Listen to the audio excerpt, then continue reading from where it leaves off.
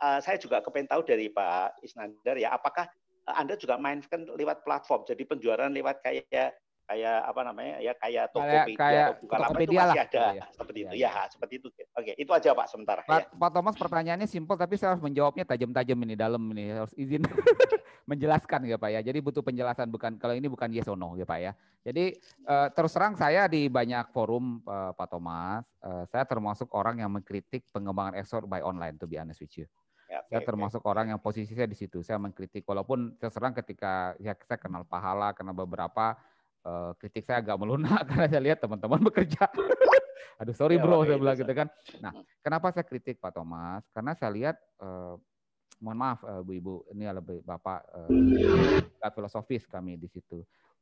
Kalau kita ekspor nasional ke arah online, apa bedanya kita mengembangkan ekspor itu kok kayak seperti petani cabai sekarang, mohon maaf. Apa fenomenanya? Maksudnya gini, ketika saya jangan ambil kopi lah, kopi terlalu furniture lah Pak Thomas. Ada produsen kursi kayu yang saya dudukin ya Pak Thomas ya. Kemudian kursi kayunya bagus, misalnya kapasitas produksinya 1.000 pieces per bulan gitu Pak Thomas. Dilalah dengan online yang bagus, bisa jadi iklannya dibayar pemerintah udah niat bagus, tahu-tahu kapasitasnya diminta 5.000 kursi sebulan untuk 2 bulan ke depan. Untuk dari 1.000 ke 5.000, si pengusaha itu harus invest raw material, nambah pegawai, nambah mesin. Pertanyaan saya, pada bulan ke-6 masih stabil di 5.000 enggak? Ya. Lah ini investasi udah balik apa enggak? Belum. Jadi fundamental marketnya enggak kuat Pak. Nah bedanya apa dengan petani cabai? Nanam cabai ketika cabai 80.000, begitu dia panen tinggal 8.000. Ini kan membunuh namanya. Itu dulu, itu saya berada di situ. Tapi apakah kita tidak akan ke online? Enggak juga.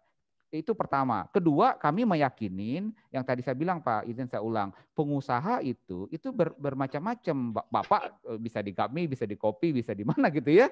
Dan itu tidak akan ketemu di online. Karena online itu binary.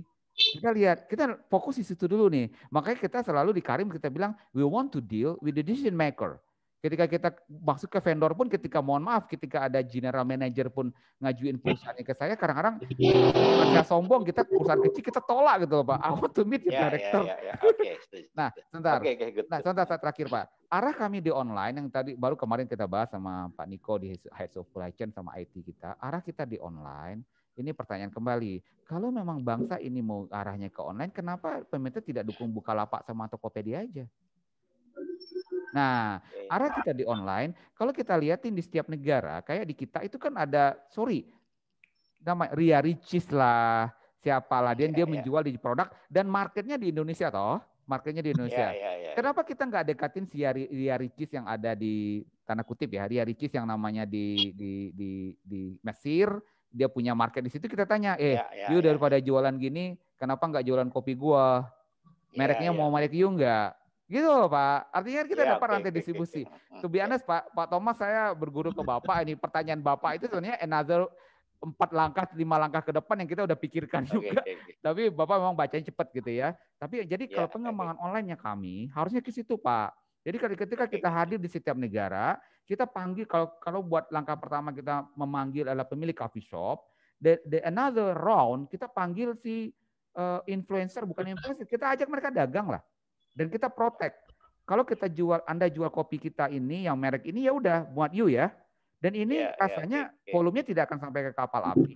Justru volume UMKM nih Pak,